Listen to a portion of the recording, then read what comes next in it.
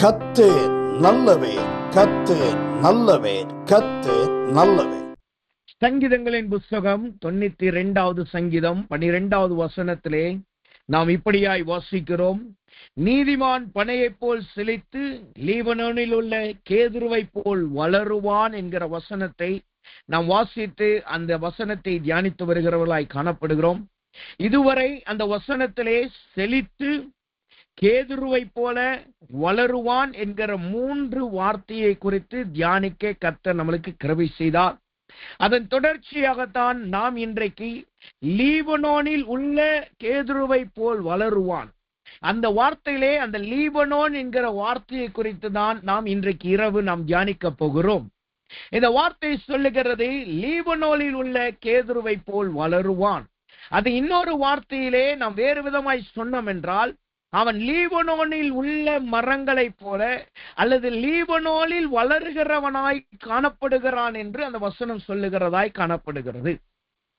அப்ப இங்கு வசனம் சொல்லுகிறது லீபனோன் என்று சொல்லுகிறது.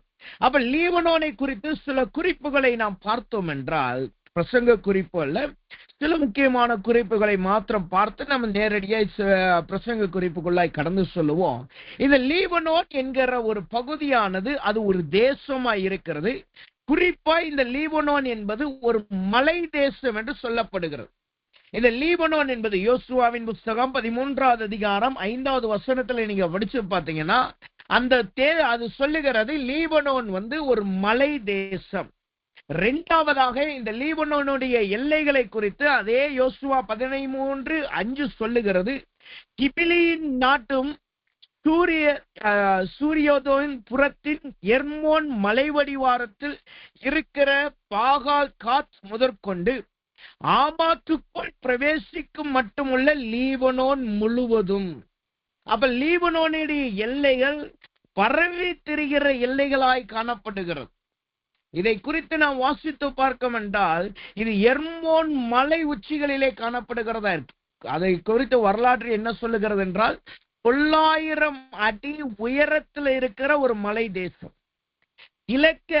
வடக்கிலிருந்து தெற்கு வரைக்கும் 100 மைல் நீளம் உள்ளது. அதே போல கிழக்கிலிருந்து மேற்கு வரை 20 மைல் அகலம் உள்ளதாய் காணப்படுகிறது தான் இந்த மலை தேசமாய் இருக்கிறது. அப்ப இது ஒரு மலை தேசம். அதே நேரத்திலே 9000 அடி அதிக உயரத்திலே காணப்படுகிற ஒரு மலை தேசமா இருக்கு. இந்த தேசத்திலே தான் யார் முதல் குடியேறினார்கள் என்று பார்த்தோம் என்றால் எவூரியரும் கிபியர்கள் தான் இதனுடைய மூத்த குடிகளாய் இருக்கிறார்கள். அவர்கள் தான் இஸ்ரவேல் ஜனங்கள் தேவ ஜனங்கள் குடியேறுவதற்கு முன்பாக எவூரியரும் கிப்லியரும் குடியேறின ஸ்தலமாய் தான் இந்த இடம் காணப்படுகிறது. அடுத்ததாக இந்த இடத்தை குறித்து நாம் பார்த்தோம் என்றால் இந்த இடத்திலே அதிகமாய் மழை பெய்கிற இடமாய் காணப்படும். இந்த இடத்துல மழை அதிகமாய் பெய்கிறதா, அதே நேரத்தில் நீரூற்றுகள் அதிகமாய் இந்த லீபனோன் என்கிற ஸ்தலத்திலே காணப்படும். அதிகமாய் வருடத்துல அதிகமான நாட்கள்ல இந்த இடத்துல மழை பெய்கிறதாகவும், 2வது அதிகமான நீரூற்றுகள் இந்த லீபனோன் என்கிற மலைப்பட்டணத்திலே காணப்படுகிறது. இன்றைக்கும் இந்த லீபனோன் பட்டணத்துல நீங்க போய் பார்த்தீங்கன்னா இன்றைக்கு அது சீரியாவில் இருக்கிற லீபனோன், சீரியா என்கிற தேசத்துல காணப்படுகிறதா இருக்கிறது. இந்த லீபனோன் இடத்துக்கு நீங்க போய் பார்த்தீங்கன்னா இன்னைக்கும் அநேக கோயில்கள் இருக்கிறதா.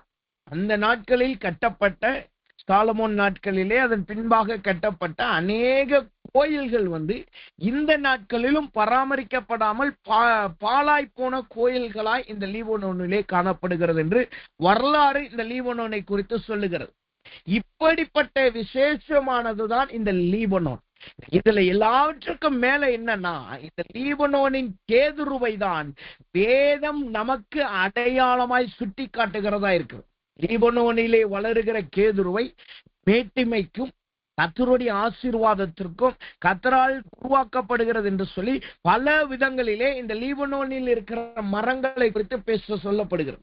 அதே போல இந்த லீபனோன்ல நீங்க பாத்தீங்கன்னா அதிகமா நிறைய பலவிதமான காட்டு மிருகங்கள் அங்கு வாழுகிறதா. 2 ராஜாக்களின் புஸ்தகம் 14வது அதிகாரம் 9வது வசனத்தை நீங்க படிச்சு பார்த்தீங்கன்னா அந்த வசனம் சொல்லுகிறது, இஸ்ரவேல் ராஜாவாகிய யோவாஸ் யூதாவின் ராஜாவாகிய அமத்சியாவுக்கு ஆள் அனுப்பி லீபனோனில் உள்ள முள்செடியானது லீபனோனில் உள்ள கேதுரு மரத்தை நோக்கி, நீ உன் மகளை என் மகனுக்கு மனைவியாக விவாகம் செய்து கொடுக்க என்று சொல்லிற்று. ஆனாலும் லீபனோனில் உள்ள ஒரு காட்டு மிருகம் அந்த வழியாய் போகையில் ஓடி அந்த முட்செடியை மிதித்து போற்றது. இந்த லீபனோன்ல அதிகமான காட்டு மிருகங்கள் இந்த இடத்துல காணப்படுறாங்க. ஏன் காட்டு மிருகங்கள் இங்க ஆச்சரியமா இருக்குன்னா, அது மலை உச்சியில இருக்கிற ஒரு ஸ்தலம். அந்த காட்டு மிருகங்கள் வாழுகிறது என்பது கொஞ்சம் சிரமமான இடம் தான். அது கொஞ்சம் சிரமம். ஆனா இந்த இடத்திற்கு அது விசேஷம் என்னன்னா, அங்க அதிகமாய் காட்டு மிருகங்கள், நிறைய வித்தியாசமான காட்டு மிருகங்கள் அங்கு வாழுகிறது என்று வேதமும் சொல்லுகிறது, வரலாறும் நம்மளுக்கு சொல்லுகிறதாய் காணும். இப்படிப்பட்ட விசேஷமான நிலம்தான் இந்த லீபனோன். வேதத்திலே மிகவும் முக்கியமானதும் தேவனால் அறிவிக்கப்பட்டதும், குறிப்பாய் தாவீது சாலமோன் ராஜாக்களின் நாட்களிலே இந்த லீபனோன் விசேஷமான ஸ்தலமாய் வைக்கப்பட்டிருக்கிறதை நாம் பார்க்க முடியும். இப்படிப்பட்ட லீபனோன்ல தான் அவன் வளருவான் என்று சங்கீதம் 92:12 கர்த்தர் சொல்லுகிறார். அப்ப இந்த மாதத்திலே நாம் லீபனோனிலே வளருகிறவர்களாய் கர்த்தர் நம்மளை மாற்றுகிறார். நாம் லீபனோனிலே வாசம் பண்ணுகிறவர்களாய், லீபனோனிலே வளருகிறவர்களாய் நாம் காணப்படுகிறோம். மலை உச்சி என்கிற உச்சிதமானவைகளிலே நம்மை வளருகிறவர்களாகவும், அதிக மழை பெறுகிற ஆசீர்வாதத்தை பெறுகிற ஸ்தலமாகவும், உயர்ந்த இடங்களிலே வாசம் பண்ணுகிறவர்களாய் கர்த்தர் நம்மை மாற்றுகிறார். அதுதான் இந்த லீபனோனின் ஆசீர்வாதமாய் காணப்படுகிறது. அப்ப தேவன் லீபனோனிலே வளருவான் என்று நம்மளை ஆசீர்வதிக்கிறார் என்றால், அந்த லீபனோனை குறித்து வேதம் நம்மளுக்கு என்ன சொல்லுகிறது? ஒவ்வொரு குறிப்பாய் பார்த்து அதை நாம் இன்றைக்கு சுதந்திரித்துக் கொள்ளுவோமாக. முதலாவதாக லீபனோனை குறித்து நீங்க பேசுனீங்கன்னா அதனுடைய முதல் விசேஷம் என்னன்னா, வசனம் சொல்லுது, எரேமியாவின் புத்தகம் 18வது அதிகாரம் 14வது வசனத்தை நீங்க படிச்சு பார்த்தீங்கன்னா, எரேமியா 18:14 சொல்லுகிறது, லீபனோனின் உறைந்த மலை வயல்வெளிகளின் கண்மலையில் இருந்து அற்று போகிறது உண்டோ? லீபனோனில் உள்ள உறைந்த மலை அப்படின்னா என்ன அர்த்தம்? உறைந்த மலை என்று சொல்லப்படுகிறது. இங்க இந்த பழத்துக்கு வர லா போட்டு இருக்கு. இங்க பழத்துக்கு வர லா போட்டிருக்குன்னா அப்படின்னா இது எதை காட்டுது? லீபனோனில் உள்ள உறைந்த மலை என்பது என்னன்னா, எப்ப பார்த்தாலும் இந்த லீபனோன்ல பனி பெஞ்சுக்கிட்டே இருக்கும். எப்ப பார்த்தாலும் வருடம் முழுக்க இந்த இடத்துல பனி இருந்துகிட்டே இருக்கும்.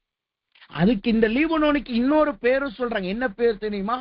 வெள்ளை மலை என்று சொல்லுகிறார்கள். காரணம் என்னன்னா, இந்த லீபனோன் மலை உச்சியில இருக்கிறது நிமித்தமாகவும், இந்த லீபனோன்ல எப்ப பார்த்தாலும் தொடர்ந்து பனி இருந்து கொண்டே இருக்கும்.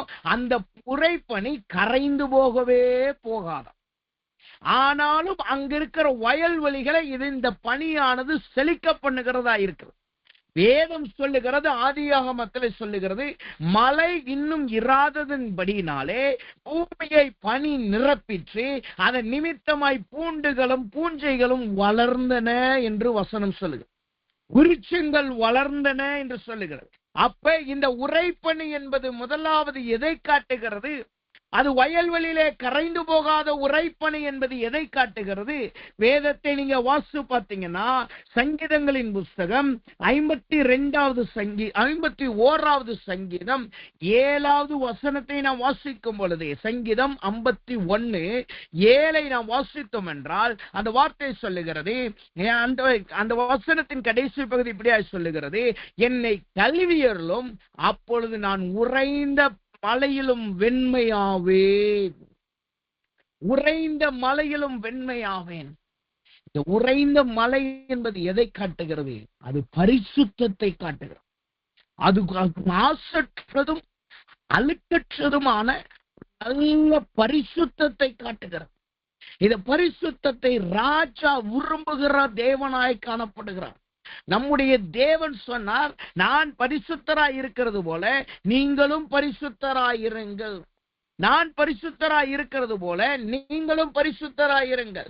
அப்ப நம்முடைய தேவன் அவர் என்ன செய்கிறவராய் இருக்கிறார்? அவர் உறைந்த பனி என்கிற, உறைந்த மலை என்கிற அந்த பரிசுத்தத்தின் தேவனாய் காணப்படுகிறார். இந்த வசனம் தெளிவாய் சொல்லுது பாருங்க. லீபனோனில் உள்ள உறைந்த மலை வயல்வெட்டியை விட்டு கரைந்து போகுமோ என்றால் என்ன அர்த்தம்? அது ஒருபோதும் மாசற்றதும், ஒருபோதும் கரை உள்ளதும், ஒருபோதும் அதில் இருக்கிற பரிசுத்தம் விலகி போகாத ஸ்தலமாய் அது காணப்படுகிறது. அது எப்பவே பரிசுத்தமாயிருக்கும், ஆண்டு முழுக்க பரிசுத்தமாயிருக்கும். அப்படிப்பட்ட லீபனோனில் உங்களை வளரச் செய்கிறார் என்றால் என்ன அர்த்தம்? அந்த பரிசுத்தம் நம்முடைய ஜீவியத்திலே கர்த்தர் நமக்கு கொடுக்கிறார். இந்த ஆண்டு முழுவதும் நாம் விழுகிறவர்களாகவும் எந்திக்கிறவர்களாய் நாம் இருந்திருக்கலாம். இந்த ஆண்டு முழுவதும் சில நேரங்களிலே கரையுள்ளவர்களாகவும், பல நேரங்களிலே தேவனுக்கு விரோதமாய் விலகி போகிறவர்களாயும், மிகவும் சொற்பமான நேரங்களிலே பரிசுத்தம் உள்ளவர்களாய் நாம் இருந்திருக்கலாம். கர்த்தருடைய வார்த்தை சொல்லுகிறது, அவர் உங்களை லீபனோனிலே வளரச் செய்கிறார் என்றால் என்ன அர்த்தம்? நீங்கள் பரிசுத்தத்திலே, நாம் இந்த மாதத்திலே வளருகிறவர்களாய் காணப்படுகிறோம். கர்த்தருடைய சுத்தத்திலே நாம் வளருகிறவர்களாய் காணப்படுகிறோம். அந்த வசனம் சொல்லுது பாருங்க, இந்த மலையின் வெண்மையை பாட்டிலும் வெண்மையாவே, இந்த மலையின் சுத்தத்தை காட்டிலும் வெண்மையாவே. கர்த்தர் சமூகத்தில் வந்திருக்கிற நாம் கர்த்தத்தை கேட்போம். ஆண்டவரே, நான் லீபனோனில் வளருகிறவனாய் என்னை ஆசீர்வதிப்பேன் என்று சொல்லி இருக்கிறது அல்லவா? அப்ப என் ஜீவியத்தில் ஒரு பரிசுத்தம் வரட்டும் கர்த்தர், என் ஜீவியத்தில் ஒரு பரிசுத்தம் வரட்டும். இந்த பரிசுத்தத்தை குறித்து வேதம் ஒரு விளக்கம் கொடுக்கிறது. அது என்ன விளக்கம் தெரியுமா?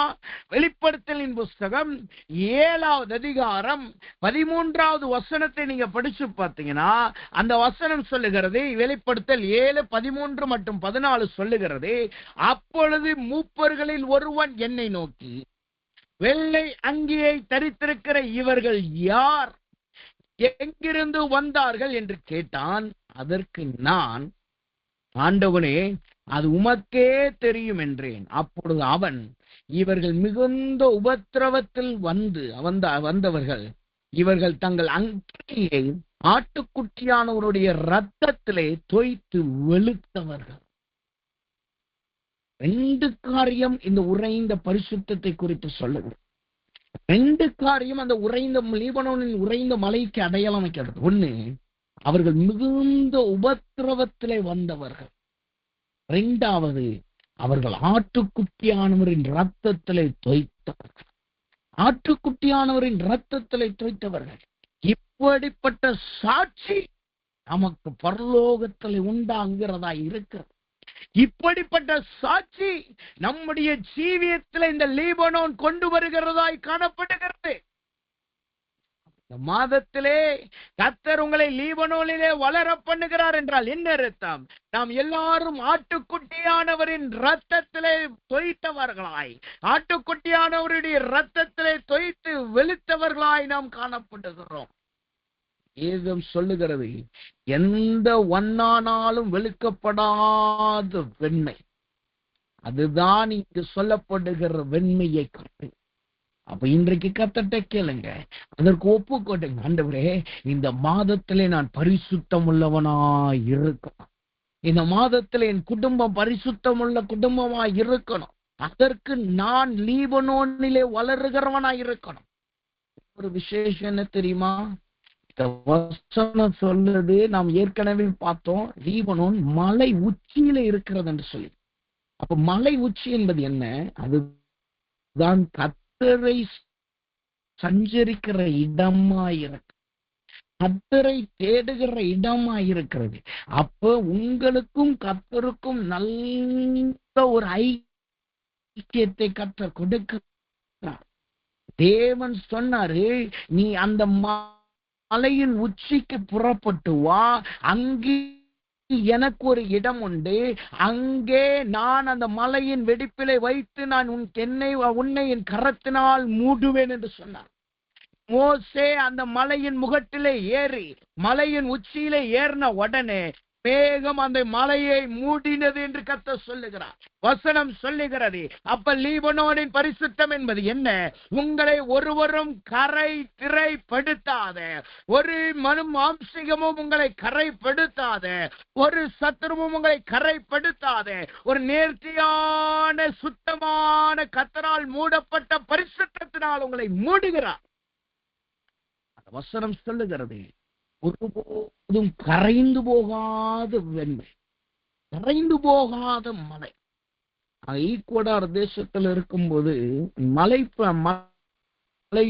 நாங்க ஊழியத்துக்கு போவோம். மலைக்கு ஊழியத்துக்கு போவோம். அதனுடைய உயரம் பார்த்தீங்கன்னா 4000 அடி உயரமா இருக்கும். லீபனோனுடைய மலையை காட்டிலும் பாதி அளவு தான்.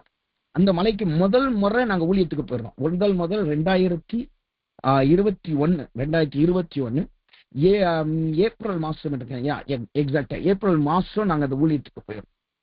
ஏப்ரல் மாசம் ஊழியத்துக்கு போகும்போது அந்த இடத்துக்கு முதல் முறை நாங்க போறோம். ஆனா எப்படி போனோம் தெரியுமா? அந்த இடத்துக்கு நாங்க போறோம்னு எங்களுக்கு தெரியாது.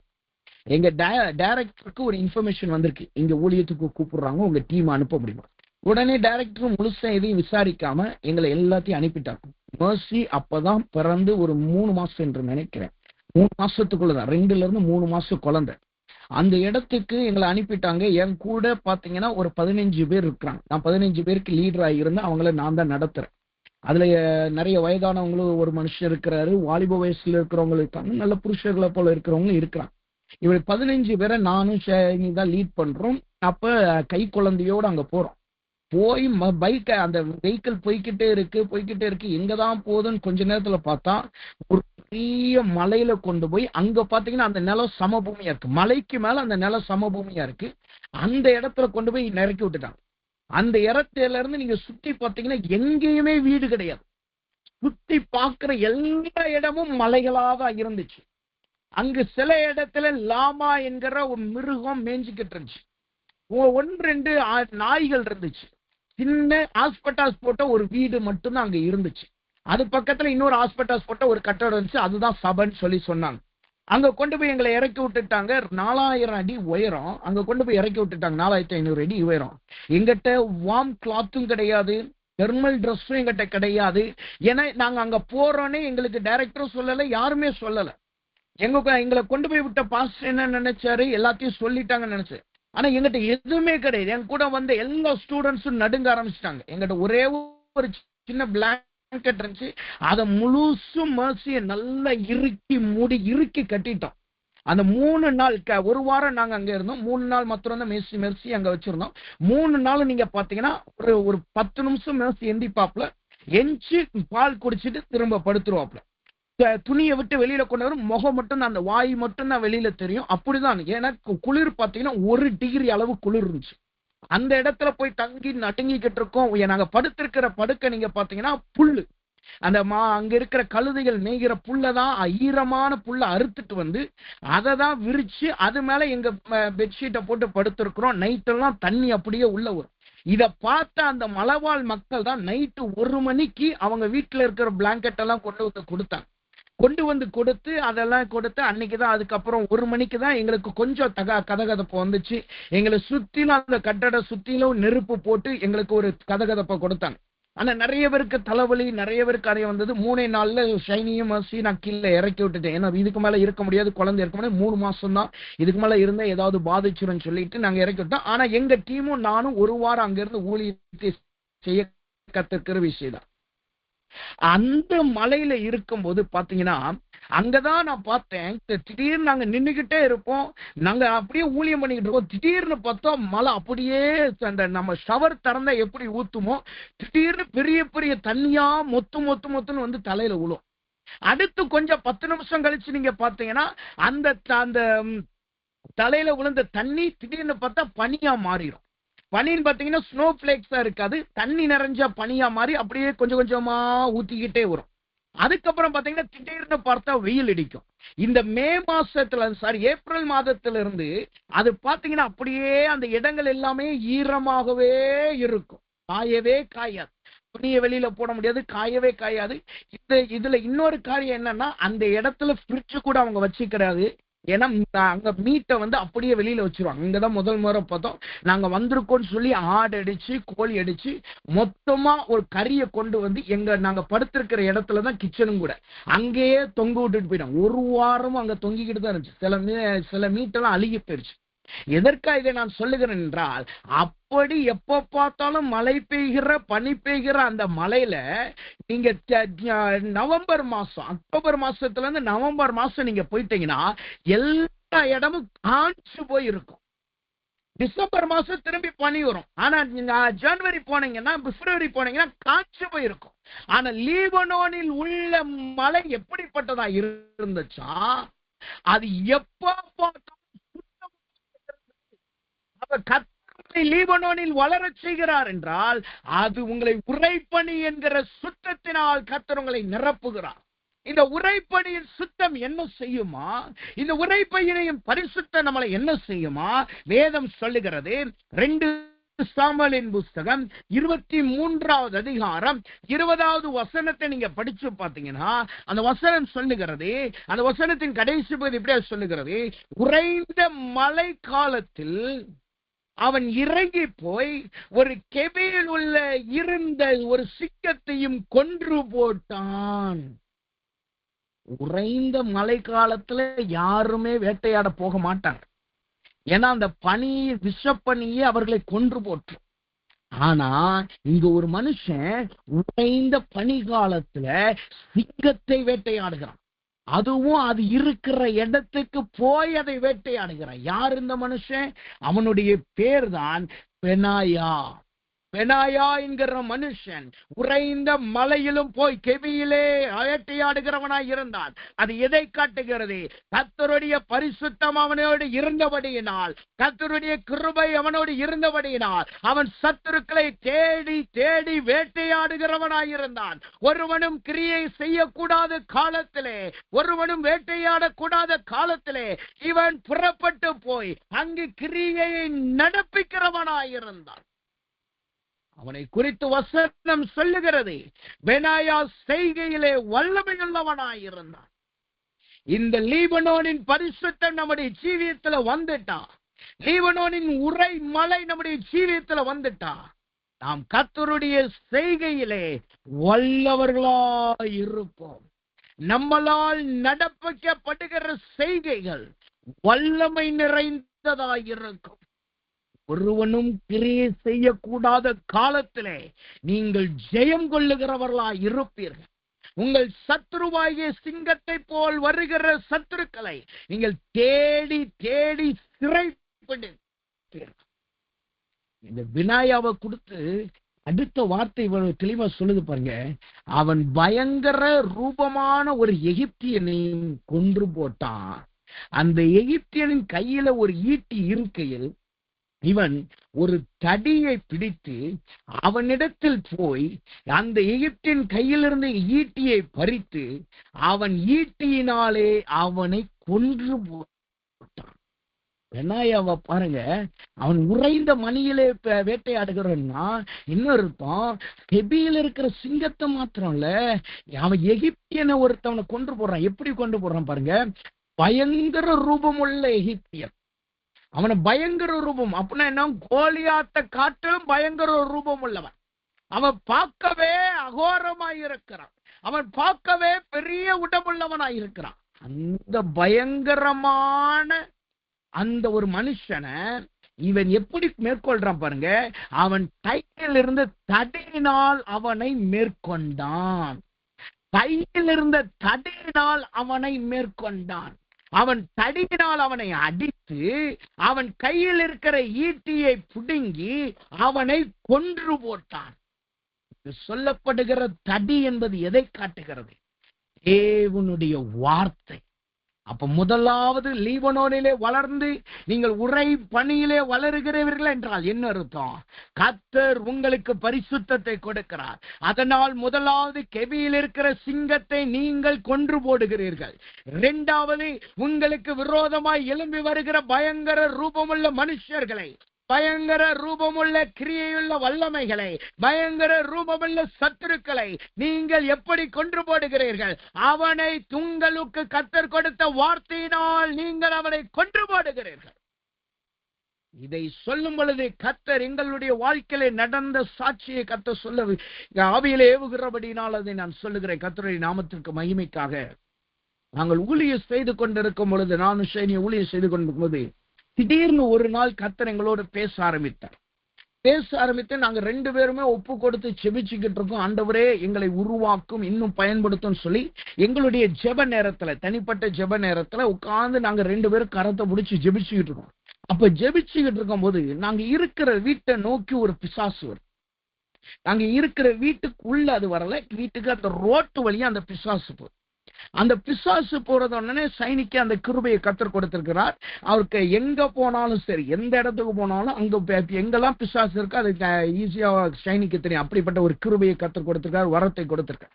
அப்ப அது நாங்க இருக்கிற வீடு மாடி வீடு, ரோட்ல நடந்து போதுன்னு பார்த்த உடனே சைனி வந்து அதை கடிந்து ஜெபிக்கிறாங்க. சொல்லி என்கிட்ட சொல்லி ஜெபிக்க சொன்னாப்புல நாங்க 2 பேரும் கடிஞ்சு ஜெபிக்கிறோம். அப்ப அந்த பிசாசு மூலமா கர்த்தர் பேசுறாரு. என்ன சொல்றாருன்னா, அந்த பிசாசே வந்து சொல்லுது, இங்க இருக்கிற பட்டணத்துல எவ்வளோ பெரிய என்னுடைய ஆட்கள் இருக்கிறாங்க தெரியுமா அப்படின்னு சொல்லிட்டு உயரமான பெரிய பிசாசுகளை அது வெளிப்படுத்தி சொல்லுது. 10 விதமான பிசாசுகளுடைய பெயர்களை சொல்லுது. அந்த 10 பிசாசுகளை நீங்க பாத்தீங்கன்னா மிகவும் பயங்கரமான பிசாசுகள். அந்த தேசத்துல கணவன் மனைவி பிரிகிற பிரிவினை ரொம்ப அதிகம் உண்டு. 7 வருஷம் 8 வருஷம் டேட்டிங் பண்ணி, அதாவது குறைஞ்சது 3ல இருந்து 4 வருஷம் ஒன்னா வாழ்ந்த பின்புதான் கல்யாணமே அங்க பண்ணுவாங்க. ஆனா கல்யாணம் பண்ணி ஒரே வருஷத்துல கணவன் இன்னொரு மனைவியை தெரிந்து கொள்ளுவான், மனைவி இன்னொரு கணவனை தெரிந்து கொள்வான். 2 பேருமே பிரிஞ்சு போயிருவாங்க. பிள்ளைகள் 2 பேருக்கு இடையில கொஞ்ச நாள் இங்கேயும் கொஞ்ச நாள் அங்க வாழ்வாங்க. இப்படிப்பட்ட குடும்பங்கள் உடைகிறதும் தாறுமாறான ஜீவியங்கள், அது ஒரு பிசாசாங்க கிரியா செய்து கொண்டிருக்கு. அது போல நிறைய பிசாசுகளை கர்த்தர் அங்கு இருந்து அந்த பிசாசின் மூலமாகவே வாக்குமூலம் கொடுக்கிற மாதிரி வெளிப்படுத்தி அந்த பிசாசுகள் பேர் முதற்கொண்டு கர்த்தர் சைனி மூலமா பேசினார். நாங்க என்ன செஞ்சோம், இதை கொண்டு போய் ஒவ்வொரு நாளும் திங்கட்கிழமை காலையில 5:30 நாங்க பாஸ்டர்ஸா சேர்ந்து ஜெபிப்போம். அங்க 18 சர்ச் இருக்கு. 18 சர்ச்ல 8 பாஸ்டர்ஸ் நல்லா யுனைட்டடா இருக்காங்க. அந்த பாஸ்டர்ஸ் எல்லாம் சேர்ந்து நாங்க அதிகாலையில ஜெபிப்போம். அந்த வாரம் நாங்க திங்கட்கிழமை நான் போகிறதுக்கு பதிலாக ஷைனியை நாங்க அன்னைக்கு அனுப்பி வச்சோம். ஷைனி அங்க போய் எல்லா பாஸ்டர்ஸோட உட்கார்ந்து ஜெபிக்கும் போது கர்த்தர் சொன்ன எல்லா பேர்கள் எல்லா லிஸ்டையும் அங்க சொல்லி எல்லா பிசாசுகளையும் சொல்லி ஜெபிக்கும்படி அங்க ஜெபிக்கணும். இப்ப என்ன நடந்தது, அங்க ஒப்பு கொடுத்தோம், பேரெல்லாம் எழுதி கொடுத்தோம், எல்லாரும் ஜெபிக்க ஆரம்பிச்சாங்க. எங்களுக்கு அதுக்கப்புறம் ஊழியத்தின் நிமித்தமா அங்க போக முடியல, மற்ற இடத்துக்கு ஊழியத்துக்கு கிளம்பி போயிட்டோம். எல்லா பாஸ்டர்ஸும் ஜெபிக்க ஆரம்பிச்சாங்க, சேர்ந்து ஜெபிக்க ஆரம்பிச்சாங்க. வெறும் 8 பாஸ்டர்ஸ் சேர்ந்து ஜெபிக்க ஆரம்பிக்கும் போது 18 பாஸ்டர்ஸ் இருக்கிற இடத்துல வெறும் 8 பேர் தான். ஆனா வார்த்தையை வச்சு ஜெபிச்சாங்க. கர்த்தாவே நீ சத்துருவை வெளிப்படுத்திட்டேன், அவன் மறைவிடத்தை வெளிப்படுத்தினேன்னு சொல்லி வசனத்தை சொல்லி ஜெபிச்சாங்க. நடந்த காரியம் ஒரே மாதத்திலே அங்கு இருக்கிற மற்ற சபைகள் ஒன்று சேர கர்த்தர் கிருபை செய்தார். அங்கு இருக்கிற தேவ ஜனங்கள் ஒன்று சேர கர்த்தர் கிருபை செய்தார். 2வதாக, எப்போது பார்த்தாலும் ஆவிக்குரிய ரீதியா ஒரு இருள் அந்த தேசத்துல இருக்கும், அந்த பட்டணத்துல இருக்கும். அந்த இருள் அந்த பட்டணத்தை விட்டு விலகினது. அற்புதமான காரியங்கள் நடந்தது. இதை காட்டிலும் மேலான காரியம் என்ன நடந்தது தெரியுமா? அங்கு பிரசிடென்டா அங்க இருந்த பிரசிடென்ட் வந்து அவர் பணவீக்கத்தின் நிமித்தமா ஓடி போயிட்டு திடீர்னு இன்னொரு பிரசிடென்ட கொண்டு வந்தாங்க, எலெக்ஷன் வச்சு கொண்டு வந்தாங்க. அந்த பிரசிடென்ட் யாருன்னா, சபைகள் உருவாக்குவதற்கு அவர் உறுதுணையா இருந்தார். அவர் தான் வந்து நிறைய ட்ரக்ஸ் எல்லாம் கண்ட்ரோல் பண்ணினார், ட்ரக்ஸ் மாஃபியாவை கண்ட்ரோல் பண்ணினார். இன்றைக்கு அவர் தான் பிரசிடென்டா இருக்கார். அவர் வந்து பெரிய மாற்றத்தை உண்டு பண்ணி சபைகளுக்கு அதிகாரத்தை கொடுத்து ஜெபத்துக்கு அதிகாரத்தை கொடுத்தார். எதனால நடந்தது? ஒரு சின்ன வீட்டுல உட்கார்ந்து இருக்கிற ஒரு மனுஷன் இடத்துல கர்த்தர் சொன்ன வார்த்தைய அவர்கள் வசனத்தை வைத்து ஜெபித்ததனால அதிகாரிகள் முதற்கொண்டு கர்த்தர் ஜெயத்தை கொடுத்தார். அதிகாரிகள் முதற்கொண்டு கர்த்தர் மாற்றத்தை கொடுத்தார். அப்ப கர்த்தர் சொல்றாரு, உங்களை லீபனோனிலே வளர பண்ணுகிறார் என்றால் என்ன அர்த்தம்? நீங்கள் கெபியில் இருக்கிற சிங்கத்தை மாத்திரம் மேற்கொள்ளுகிறவர்கள் அல்ல, உங்களுக்கு விரோதமாய் புறப்பட்டு வருகிற எல்லா பயங்கர உருவமுள்ள எகிப்தின் வல்லமைகளை நீங்கள் மேற்கொள்ளுகிறீர்கள். அவர்களுடைய ஈட்டியை பிடுங்கி அவர்களையே குருவி போடுகிறீர்கள். இதுவரைக்கும் அவைகள் பயங்கரமாய் இருந்திருக்கலாம். அந்த போராட்டம் உங்களை நடுக்க பண்ணி இருந்திருக்கலாம். அந்த போராட்டத்திற்காய் நீங்க பயந்து போயிருந்திருக்கலாம். கர்த்தர் சொல்லுகிறார், அந்த போராட்டம் இனிமேல் அது உங்களோடு இருப்பது இல்லை. ஏனென்றால் அவைகளை தடி என்கிற வசனத்தினால் நீங்கள் மேற்கொள்ளுகிறீர்கள். நீங்கள் லீபனோனிலே வளருகிற மரம், லீபனோனின் செழிப்பு, லீபனோனின் பயங்கரம் உங்களுக்கு வருகிறது. கர்த்தர் ஒப்புக்கொடுங்க. உங்க ஜீவியத்துல யார் தளத்துல வேலை செய்யறவங்க இருக்கிறாங்களா, உங்க சபையில இருக்கிறாங்களா, அல்லது உங்க ஊழியத்தை தடை செய்யும்படி இருக்கிறாங்களா, அவர்களை நீங்கள் இன்றைக்கு அவர்கள் ஈட்டியை பிடுங்குகிறீர்கள். அவர்களை நிர்வாயுத பணியாய் மாற்றுகிறீர்கள். அவர்கள் ஆயுதங்களை உருவுகிறீர்கள். ஏனென்றால் கர்த்தர் உங்களை உறைபனியினால் மூடுகிறார். அந்த உறைபனி இனிமேல் கரைந்து போவது கிடையாது. அந்த பரிசுத்தம் உங்களை விட்டு விலகுவது கிடையாது. அப்ப முதலாவது லீபனோன் என்பது உறைபனியை காட்டுகிறது. இரண்டாவதாக லீபனோன் என்பது எதை காட்டுகிறது? வேதம் நமக்கு எதை சொல்லுகிறது? லீபனோன் என்பது அதை எதை சொல்லுகிறது? வேதத்திலே நாம் வாசித்து பண்றோம் என்றால் சங்கீதங்களின் புஸ்தகம் 72வது சங்கீதம் 16வது வசனத்தை நீங்க வாசித்து பார்த்தீங்கன்னா, சங்கீதங்களின் புஸ்தகம் 72வது சங்கீதம் 16வது வசனம், அந்த வசனம் இப்படியே சொல்லுகிறது, பூமியிலே மலைகளின் உச்சிகளில் ஒரு பிடி தானியம் விதைக்கப்பட்டிருக்கோம், அதன் விளைவு லீபனோனை போல அசையும். லீபனோனை போல அசையும். இங்கு சொல்லப்படுகிறது லீபனோன் ஒரு விளைவை கொடுக்கிற ஸ்தலம். இங்க அசையும் என்றால் என்ன அர்த்தம்? பெருகும் என்ற அர்த்தம். அசையும் என்பது ஓங்கி வளர்றது. அதாவது எல்லா வயல்வெளியும் ஒரு பங்குக்கு ஒரு பங்கு தான் கொடுத்துச்சுன்னா, ஒரு 100 மடங்கு 20 மடங்கு 40 மடங்கு தான் கொடுத்துச்சுன்னா, இந்த லீபனோன் 100க்கு 100 மடங்கு பலன் கொடுக்கும். லீபனோன் 100க்கு 100 பலங்கு கொடுக்கும். அந்த வசனத்தையே படிச்சு பாருங்கமே. அந்த வசனமே சொல்லுது, ஒரு படி தானியம் விதைக்கப்பட்டிருக்கும், அதன் விளைவு லீபனோனை போல அசையும், பூமியின் புல்லை போல நகரத்தார் செழித்தோங்குவார்கள். அங்க போடுறது ஒரு பிடி தானியம் தான், ஆனா அது லீபனோனை போல செழிக்குமா? லீபனோனை போல செழிக்கும்னா என்ன அர்த்தம்? வசனம் சொல்லுது, ஏசாயாவின் புஸ்தகம் 29வது அதிகாரம் 17வது வசனத்தை நீங்க படிச்சு பார்த்தீங்கன்னா, அந்த வார்த்தை சொல்லுகிறது, இன்னும் கொஞ்ச காலத்தில் அல்லவோ லீபனோனின் செழிப்பான வயல்வெளியாக மாறும். செழிப்பான வயல்வெளி காடாக எண்ணப்படும். அந்த வசனம் சொல்லுது பாருங்க, லீபனோன் வயல்வெளியாய் மாறும். லீபனோன் வயல்வெளியாய் மாறும். அந்த லீபனோன்ல தான் கர்த்தர் ஒரு பிடி தானியத்தை வச்சாரு. அந்த ஒரு பிடி தானியம் பெரிய வயல்வெளியாய் மாறுகிறது. மனுஷனால் முடியுமா? இயற்கையால் முடியுமா? முடியாது. ஆனா கர்த்தர் நினைச்சா அது முடியும். கர்த்தர் அதை அவ்வளவு பல மடங்கு பெருக செய்கிறார். இது எதை காட்டுகிறது? இந்த தானியம் என்பது எதை காட்டுகிறது? கர்த்தருடைய வார்த்தையை காட்டுகிறது.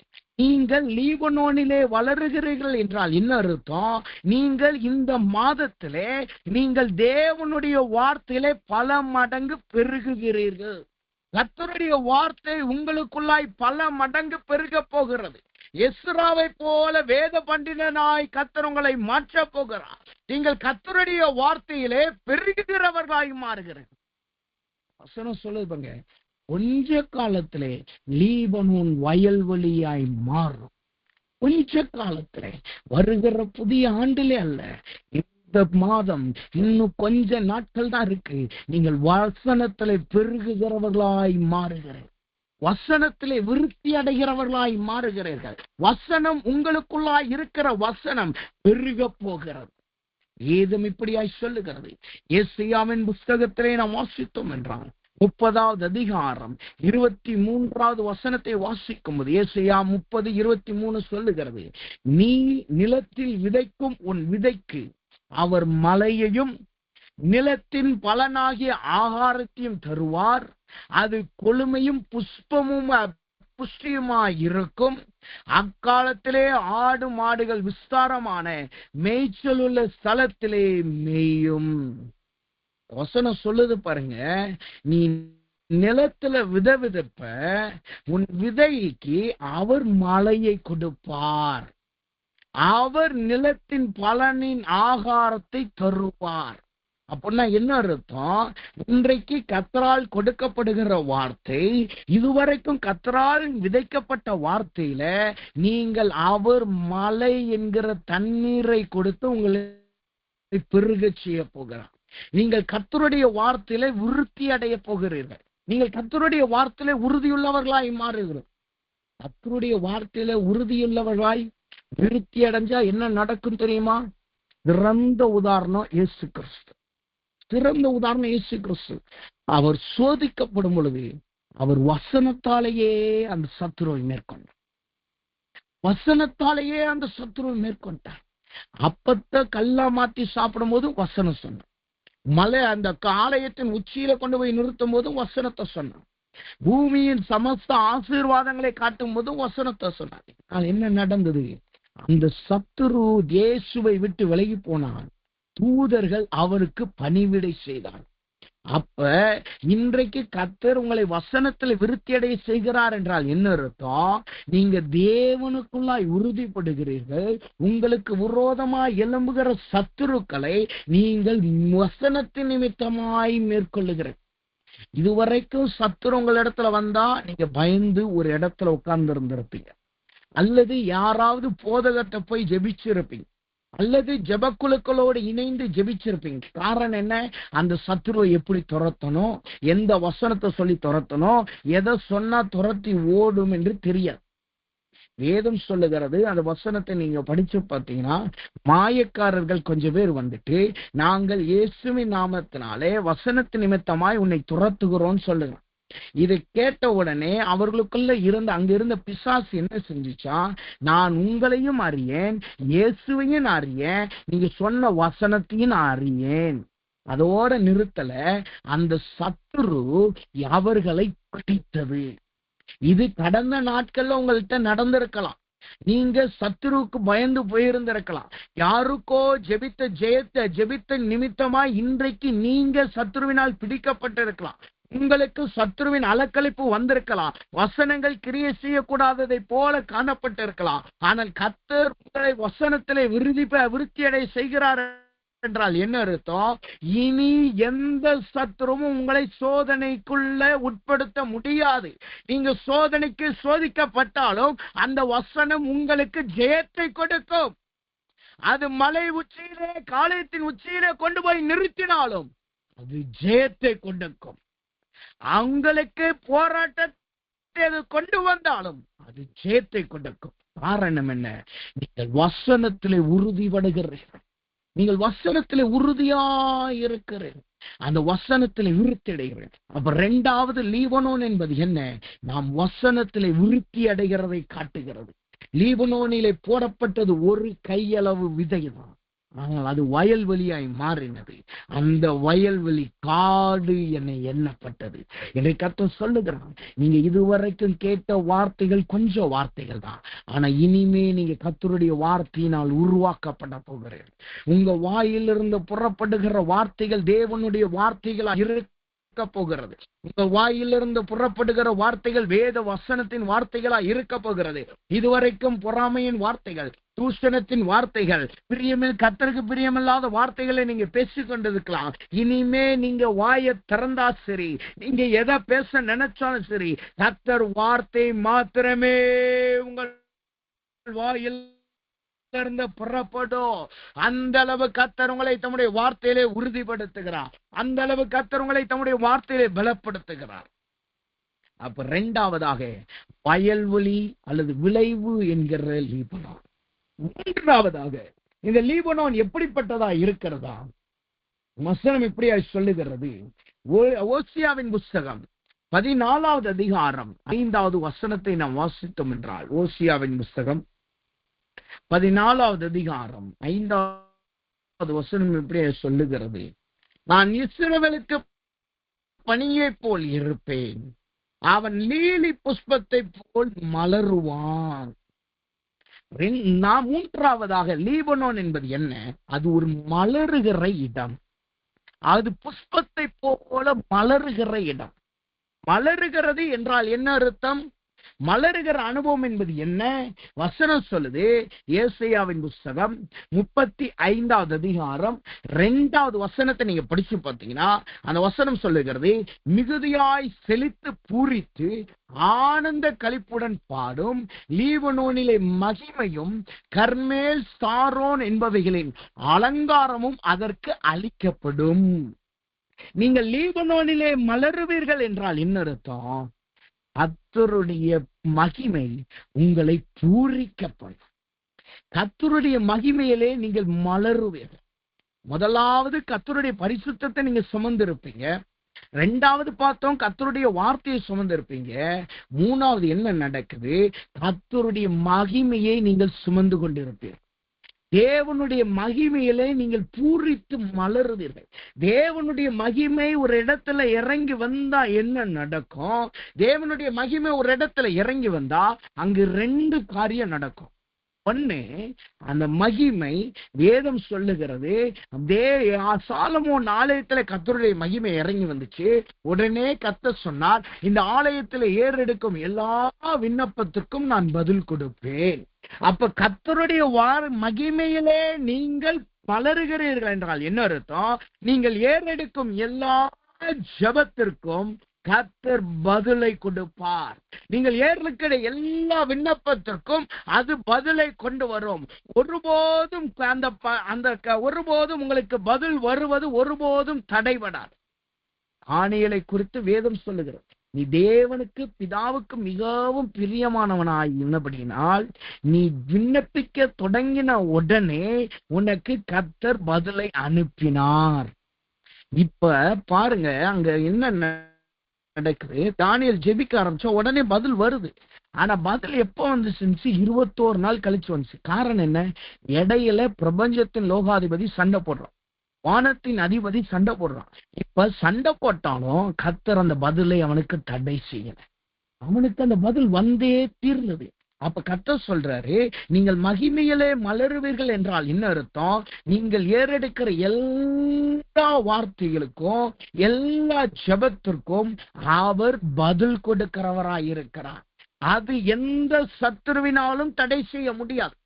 எந்த பிரபஞ்சத்தின் லோகாதிபதியினாலும் தடை செய்ய முடியாது. எந்த அதிபதியினாலும் அதை தடை செய்ய முடியாது. உங்களுக்கு நிச்சயமாகவே பதில் வரும். நீங்கள் உங்களுடைய ஆசீர்வாதத்தை சுதந்திரித்துக் கொள்ளுங்கள். முதலாவது அது. இரண்டாவது, மகிமையினால் நீங்கள் மலருவீர்கள் என்றால் என்ன அர்த்தம்? வசனம் சொல்லுது, ஆதியாகமத்தின் புஸ்தகம் 2வது அதிகாரம் 19வது வசனம் சொல்லுது, தேவனாகிய கர்த்தர் வெளியின் சகல மிருகங்களையும் ஆகாயத்தின் சகல பறவைகளையும் மண்ணினாலே உருவாக்கி ஆதாம் அவைகளுக்கு என்ன பேரிடுவான் என்று பார்க்கும்படி அவைகளை அவனிடத்தில் கொண்டு வந்தார். அந்தந்த ஜீவ ஜந்துக்களுக்கு ஆதாம் எந்த பேரிட்டானோ அதுவே அதற்கு பேராயிற்று. இது என்ன நடக்கிறது? கர்த்தர் என்ன செய்கிறார்? மிருக ஜீவன்களை மண்ணிலிருந்து உருவாக்கி தேவன் அந்த மிருக ஜீவனை ஆதாம்கிட்ட கொண்டு வருகிறார். எதை காட்டுது தெரியுமா? அவன் பூமியின் மிருகங்களை ஆண்டு கொள்ளுகிறதை காட்டுகிறார். அவன் அந்த நாட்களிலே மகிமை, தேவனுடைய மகிமையினால் மூடப்பட்டிருந்தபடினாலே, மகிமையின் வஸ்திரத்தை அவன் தரித்திருந்தபடினாலே அவன் மிருக ஜீவன்களை ஆளுகை செய்தான். மிருக ஜீவன்களை ஆளுகை செய்தான். இது மிருக ஜீவன்கள் என்றால் என்ன அர்த்தம்? வசனம் சொல்லுது தானியேல் புஸ்தகத்திலே, பாபிலோன் ராஜா சொன்னா, நான் கட்டின மகா பாபிலோனே. உடனே என்ன நடந்தது? அவன் மிருகத்தை போல மாறினான். அப்ப மிருகத்தை நீங்கள் ஆளுகை செய்வீர்கள் என்றால் என்ன அர்த்தம்? பெருமை உள்ளவர்களை ஆளுகை செய்வீர்கள், மேட்டிமை உள்ளவர்களை நீங்கள் ஆளுகை செய்வீர்கள், அகந்தை உள்ளவர்களை ஆளுகை செய்வீர்கள். அவர்கள் உங்களிடத்துல பெருமையோடு வந்து சொல்லி இருக்கலாம், பெருமையோடு வந்து பேசி இருக்கலாம், பெருமையின் நிமித்தமாய் உங்களை ஏளனமா எண்ணி இருந்திருக்கலாம், உங்களை தாழ்வா எண்ணி இருந்திருக்கலாம். ஆனா கர்த்தர் என்ன செய்யறாரு? அந்த மகிமை உங்களுக்கு கொடுக்கிறதுனால அந்த அகந்தை உள்ளவர்களையும் பெருமை உள்ளவர்களையும் மேட்டுமை இருதயம் உள்ளவர்களையும் நீங்கள் ஆண்டு கொள்ளுவீர்கள், நீங்கள் அவர்களை மேற்கொள்ளுவீர்கள். அவர்கள் உங்கள் பாதத்திற்கு கீழாக வருவார்கள்.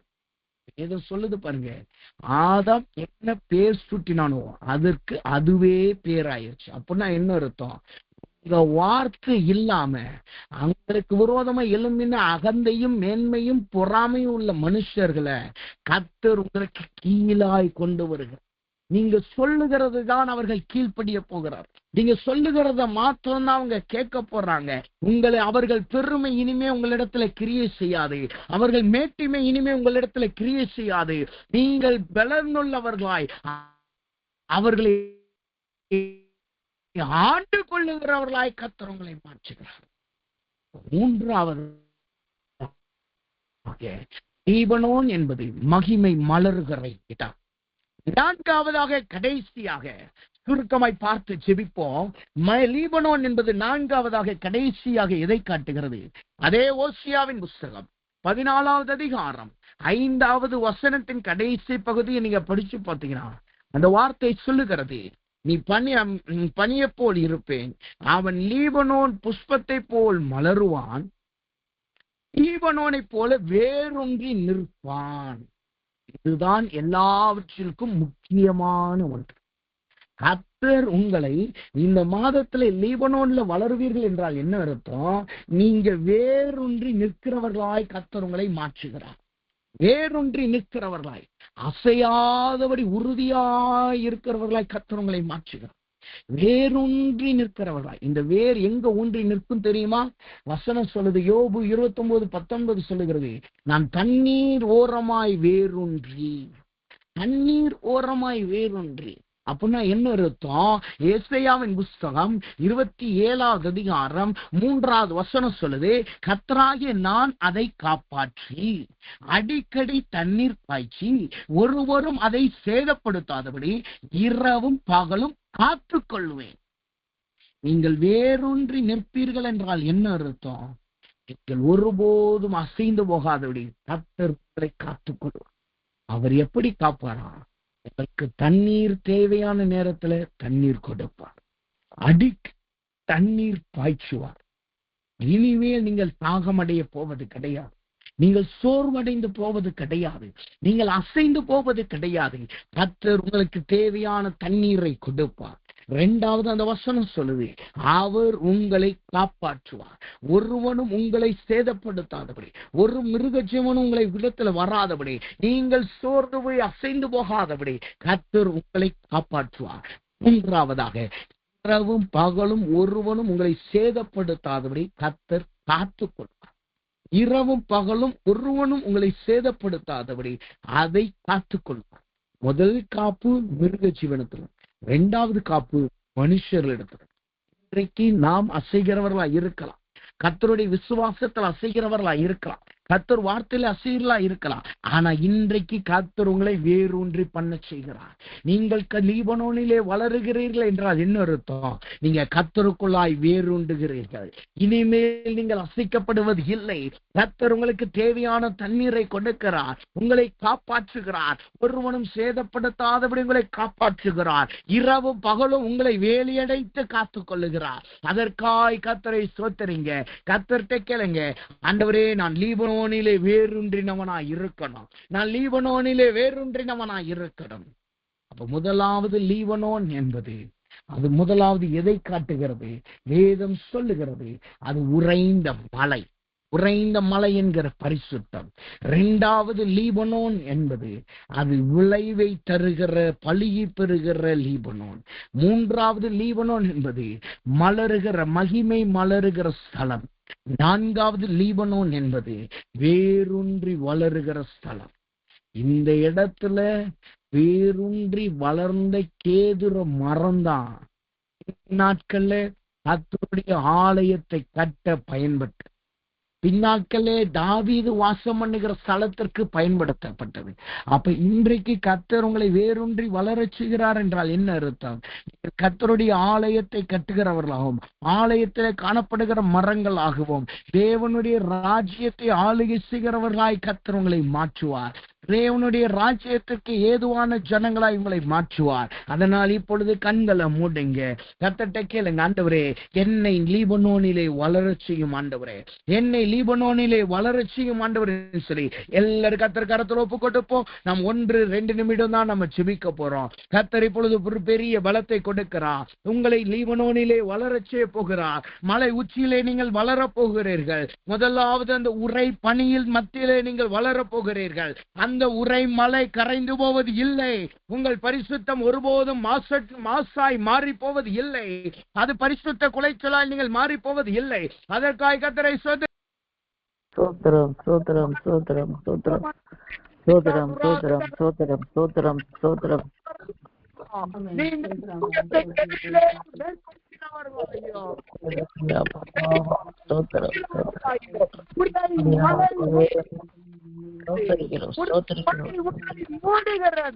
அந்த பரிசுத்த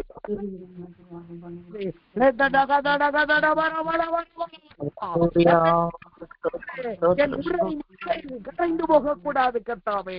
கர்த்தருடைய சுத்தம் போகக்கூடாது ஆண்டவரே. இரண்டாவதாய் கர்த்தர் சொன்னார், ஒருபடி தானியம் வயல்வெளியாய் மாறினது. ஒருபடி தானியம் வயல்வெளியாய் மாறினது. இன்றைக்கு கர்த்தர்ட்ட சொல்லுங்க, எனக்குள் விதைக்கப்பட்ட கர்த்தருடைய வார்த்தை ஒரு வயல்வெளியை போல பெருகணும் ஆண்டவரே. என் ஜீவிய வசனத்தின்படி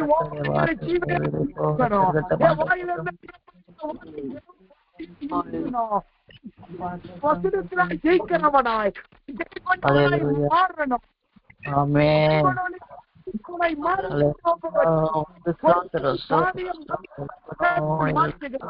நீங்கள் ஒருபடி தானியம் என்கிற வசனத்தை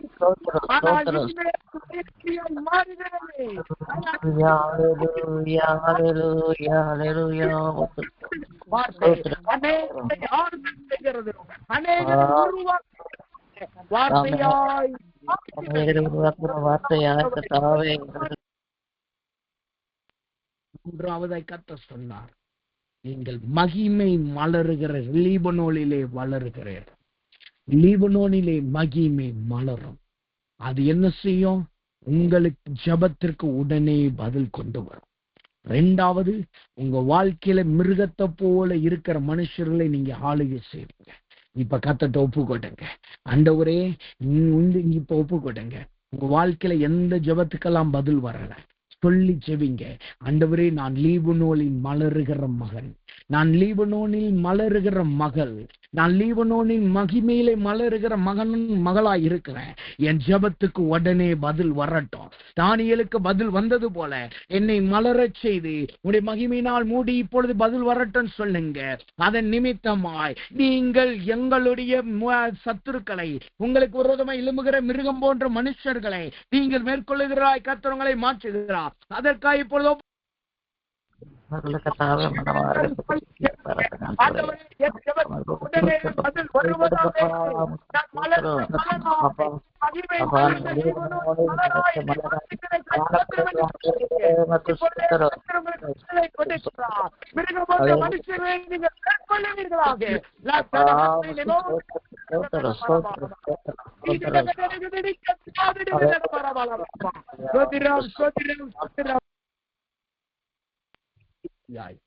இது ரொம்ப முக்கியமானது. கரங்களை உயர்த்துங்க, வலது கையை உயர்த்துங்க, சொல்லுங்க, ஆண்டவரே, நான் வேரூன்றினவனாயிருக்கிறேன், நான் வேரூன்றினவனாயிருக்கிறேன். வளருகிறது முக்கியம்தான். ஆனா நீங்க வேரூன்றி வளரலைன்னா காத்தடிக்கும் போது நம்ம சாஞ்சு போயிடும். நீங்க வேரூன்றி வளர்ந்தால் மாத்திரமே கர்த்தர் உங்களை கேதுரு மரமாய் மாற்றுவார். தேவனுடைய ஆலயத்தை அலங்கரிக்கிறவர்களாய் நீங்க மாறுவீங்க. அதுக்கு முதலாவது நீங்க தண்ணீர் அண்டையில வளரணும். வேரூன்றி வளரணும். இப்ப கர்த்தர்ட்ட கேளுங்க, ஆண்டவரே நான் தேவனுடைய ஆலயத்துல பங்குள்ளவனா மாறணும், கர்த்தருடைய ராஜ்யத்துல பங்குள்ள கேதுருவா மாறணும், நான் லீபனோனிலே வேரூன்றணும் ஆண்டவரேன்னு சொல்லுங்க. எல்லாரும் ஒப்பு கொடுப்போமா? கர்த்தர் உங்கள் வேர்களை பலப்படுத்துகிறார். உங்கள் வேர்கள் பூமிக்குள்ளாய் பிரவேசித்து உங்களை உறுதிப்படுத்துகிறது. கர்த்தருடைய வார்த்தையிலே, கர்த்தருடைய அபிஷேகத்திலே, அந்த தண்ணீர் என்கிற அபிஷேகத்திலே நீங்கள் வேரூன்றுகிறீர்கள். ஸ்தோத்திரி பீட்ச பதனல பரம கமல பரபோ ஹalleluya பிராதின கலவரப ஷபல பரம கமல பரபோ ஹalleluya ஹalleluya ஹalleluya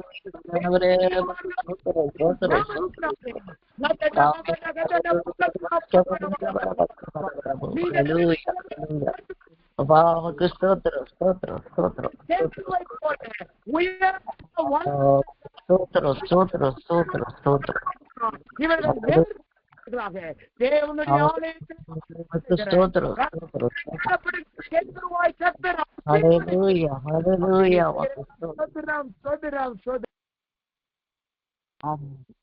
நாம் ஜெபிப்போம்.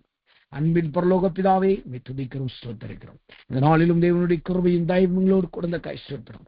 வந்தவரே, இன்டர்நெட்டின் நிமித்தமாய் வந்த எல்லா தடைகளை கர்த்தர் மாற்றி போட்டு லீபனோன் என்கிற வார்த்தையை கொண்டு கர்த்தர் எங்களோடு பேசினீர் அல்லவா? இந்த மாதத்திலே லீபனோனிலே எங்களை வளரச் செய்கிறீர் என்றால், அந்த லீபனோனிலே முதலாவது உரை பணியிலே எங்களை வளரச் செய்கிறீர், பரிசுத்தத்திலே வளரச் செய்கிறீர். அதற்காய் ஸ்தோத்திரம். அதன் நிமித்தம் உடைய பிள்ளைகள் குகையிலே கெபியிலே இருக்கிற சிங்கத்தை மேற்கொள்ளுகிறக்காய் ஸ்தோத்திரம். ஆண்டவரே, ஈப்தியனின் ஆண்டவரே மூர்க்கமான பயங்கர ரூபமுடையவனை மேற்கொள்ளுகிறக்காய் ஸ்தோத்திரம். இரண்டாவதாக பிள்ளைகளுடைய வாழ்க்கையில் இருக்கிற ஆண்டவரே இருதயத்தில் இருக்கிற தேவ வார்த்தையானது ஆண்டவரே விளை நிலமாகவும் வயல் வழியாகவும் ஆண்டவரே பெருகுகிறக்காய் ஸ்தோத்திரம். ஆண்டவரே, இவர்கள் வசனத்திலே பெருகுகிறக்காய் ஸ்தோத்திரம். அதன் நிமித்தமாய் சகலத்தையும் ஜெயித்து சோதனை ஜெயிக்கிறவர்களாய் இவர்களை நீர் மாற்றுகிறக்காய் ஸ்தோத்திரம். மூன்றாவதாய் கர்த்தர் சொன்னீர் அல்லவா, லீபனோனிலே மகிமை மலரும். அதே போல உம்முடைய பிள்ளைகளுக்கு மகிமை மலருவதாக, இவர்களை மகிமை மூடிக்கொள்ளுவதாக. அதன் நிமித்தமாய் இவர்கள் ஏறெடுக்கிற எல்லா ஜெபத்துக்கும் கர்த்தர் உடனே பதில் அருளுவீராக. மிருகம் போன்ற மனுஷர்களை இவர்கள் மேற்கொள்ளுவார்களே இயேசுவின் நாமத்தினாலே. எல்லாவற்றுக்கும் மேலாய் கர்த்தர் சொன்னபடி லீபனோனின் மரங்கள் வேரூன்றி நிற்கும் அல்லவா, அதே போல உம்முடைய பிள்ளைகள் லீபனோனிலே இருக்கிறது மாத்திரமல்ல, வேரூன்றி நிற்கிறவர்களாய் கர்த்தர் மாற்றுகிறக்காய் ஸ்தோத்திரம். அதன் நிமித்தமாய் கர்த்தருடைய ஆலயத்தை அலங்கரிக்கிற கேதுருவாய் உடைய பிள்ளைகளை மாற்றுகிற ஸ்தோத்திரம். உமக்குள் வேறொன்றுகிறாய் அசையாதபடி உறுதிப்படுத்திருக்காய் ஸ்தோத்திரம் ஆண்டவரே. அப்படி நீ செய்யறக்கா நன்றி செலுத்துகிறோம். எல்லா துதி கண்ணா மகிமை உமக்கு செலுத்துகிறோம். லீபனோனை போல உடைய பிள்ளைகளை செழித்திருக்கவும் ஆண்டவரே பெருகுகிறவர்களாகும் ஊன்றி வேரூன்றி நிற்கிறவர்களாய் பிள்ளைகளை நீ ஆசீர்வதிக்கிறாங்க. உச்சிதமான மலையின் ஆசீர்வாதத்தினால் உடைய பிள்ளைகளை ஆசீர்வதிக்கிறாங்க. அப்படி நீ செய்யறக்கா நன்றி செலுத்துகிறோம். இயேசுவின் நாமத்தில் ஜெபிக்கிறோம் நல்ல பிதாவே. ஆமென், ஆமென், ஆமென்.